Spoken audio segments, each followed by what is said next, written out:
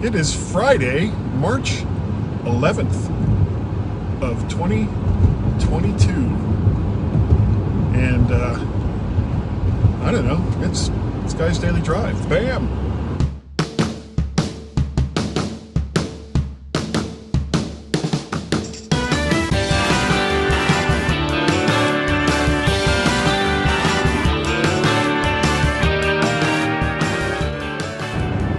And welcome everyone to Guy's Daily Drive. What am I going to talk about today? Let's talk about live theater. I got a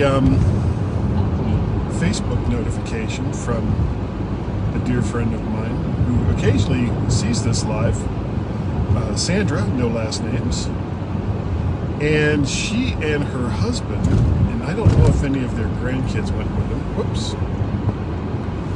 She and her husband, oh, this thing is just like sliding all over the place. I gotta tighten these down. Went to Broward, I want to say Broward Theater. So much has changed down in Fort Lauderdale since when I was a kid. Hey, Martin, how you doing? That it's, a lot of the landmarks that I see down there now, it's like, I don't know where that is. And, and of course, the other thing is, even if it had been there when I was there, it didn't, oh, come on. It didn't necessarily mean that I would remember that it existed or that it was there or anything along those lines. If I get a stopping point, I'm going to tighten stuff down because this thing is like kind of beeping and bopping all over the place. So they had went to go see a live performance of Disney's Frozen. Now, I've seen the movie and it was fun. I don't know how that would transfer to a live play, but apparently they have done so, and I know Sandra really enjoyed it, which is not the point of, oh, hold on a second here, guys, of me bringing this up.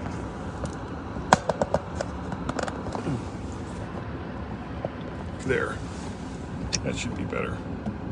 It was like super loose, sorry, didn't mean to interrupt the flow. So I've seen the movie, and I don't really know how well that would transfer to a live performance, but as I said, obviously they did. And Sandra and her husband, Tim, really, really enjoyed it. So that made me start to think about, when was the last time I went to go see a live performance? And it did take me long to realize, oh, it's stupid. You just went and saw Rain, the Beatles tribute concert, back in, was that January? And then before that, we went to see Escape from Margaritaville down in Durham. And if you don't go to live performances, you're really missing out. It can be a little pricey,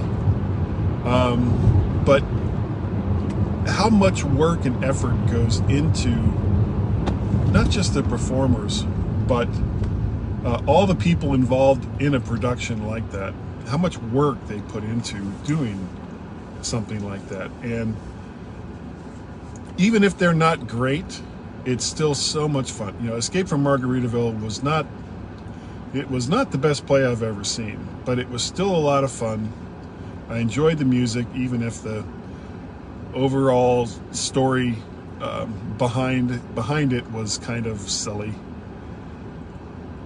But I've also seen other performances that were just amazing. My wife and I saw Mary Poppins at the Kennedy Center, and we saw the play that goes wrong somewhere downtown DC. as well as Spamalot, not just when Peter did it in high school, which was amazing. I've talked about that before. Maybe I'll go into that one of these times. But we also saw it on a different stage with different actors, and it's just such a fun play to see. We saw Young Frankenstein.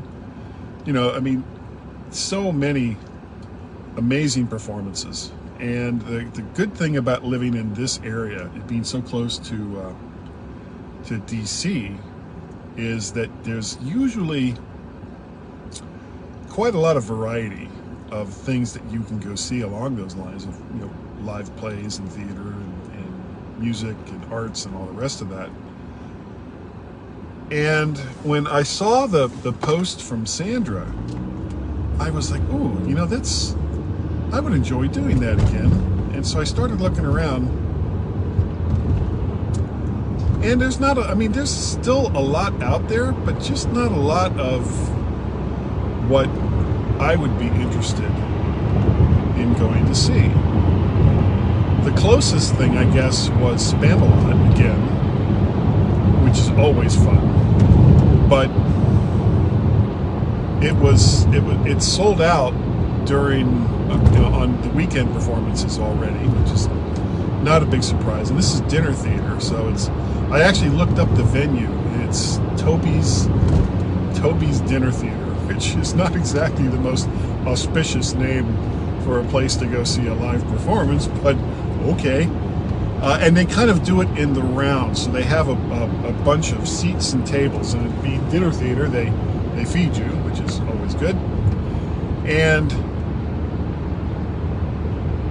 then they have the actual, you know, performance is done in the very middle, and you know, I don't know how they figure out how to do something like that, because you've got to keep the audience, you know, unlike a typical theater where the actors are all up on stage in front of you, and when they perform, when they emote essentially in one direction toward the audience. But when you're in a theater in the round, you have to kind of break your performance up to keep the entire audience engaged by moving in a circle. And when you've got something that can have intricate sets, like Spamalot had some pretty intricate sets. I don't know how that would work unless you kind of dialed a lot of that back. I don't know, but it didn't matter because it was all sold out on the weekends anyway. And so, you know, I mean, this is Washington D.C. and there is quite a bit of variety, whether or not it's stuff I'd want to see. But it's nothing like New York. New York has just an amazing number of venues to go see live performances. And I'd actually talked to Tracy about taking a weekend trip up and seeing The Play That Goes Wrong, which is just one of the funniest things. If you can see it, I mean, it's available. If you go to YouTube and you look up The Play That Goes Wrong, you can see, if not the entire thing, bits and pieces of it. And it is so funny. It is such a great performance. And we actually saw it at a local theater here in Alexandria. And considering the venue, the small venue, it was quite well done. And this same company that created this also does Peter Pan Goes Wrong and Christmas Carol Goes Wrong, and just a bunch of things in that particular genre, and all of it is just so brilliant. So if you just look up, The Play That Goes Wrong, you'll see bits and pieces, if not the entire thing, being available for free, there on YouTube. But it doesn't match going to see it live. A live performance of something as madcap and zany as The Play That Goes Wrong it's got to be seen live to be believed. So great.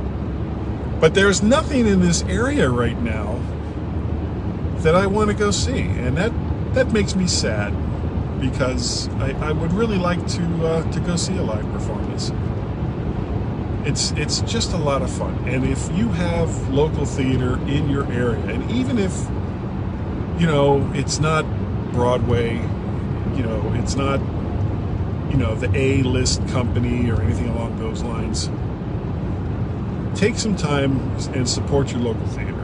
You'll really get a lot out of it, and it's so much fun. I know when Peter was doing a lot of junior high age, well, actually in elementary school, junior high and high school age theater, some of it was just wonderful. Some of it was like, oh God, really? You know, we're here because Peter's in it, but other than that, you know, we won't bother. But it's always, you can see the enthusiasm of the people that are involved, whether or not they're professional actors or not, whether or not the costumes are, you know, 100% or not, whether or not the sets are brilliant. Doesn't matter. It's the play is the thing. So support local theater. All right, I'm almost to work, so I guess I better wrap this up. I am surprised that I got this much content out of this. So unbelievable. Hey Dave, if you would like to get a hold of me and give me ideas of things that you would like me to talk about on Guy's Daily Drive, you can do so by sending me an email, guy@mymac.com, or a podcast at vertshark.com. Vertshark, VERTSHARK.com is the website for all of the odds and all of the vids. And what are you doing there, bus? You can also reach me on the Twitters. Twitter handles are MacParrot and VertShark. Always wanted to get the MacParrot.com domain back. I had it for a while. Let it expire, and now someone else has it, and I'd have to pay a lot of money to get it, and it's not worth it, which is why I have VertShark instead. You can help support the things that I do on this channel and other channels. I actually got a reoccurring payment through PayPal from Christopher. Thank you, Christopher. I don't want to say his last name right here. This is like the third or fourth time that he's donated, and I really, really do appreciate it. Thank you so much, Chris.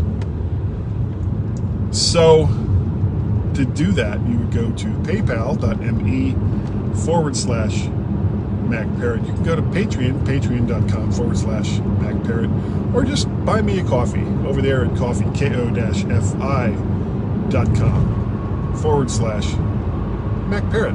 That's all you got to do. It is so easy. I have a YouTube channel that is VertShark. So if you go to YouTube, type in VertShark, the channel will come up, and then you can like, share, subscribe. Did you see it the first time? Like, share, subscribe.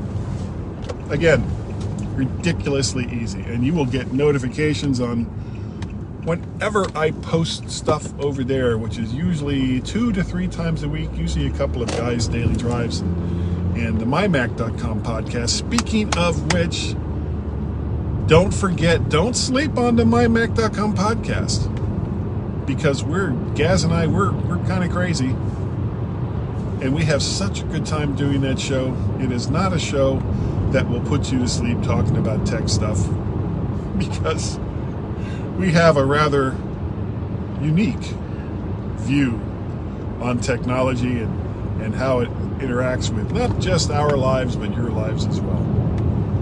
So that is going to do it for today. Thank you all so very, very much, whether you've watched this live, as Dave and Martin have. I don't know who else. It looks like there may have been a couple of other people on there. Thank you all so very much for joining me live. It's greatly appreciated. And I will see all of you next time right here on Guy's Daily Drive. Bye-bye.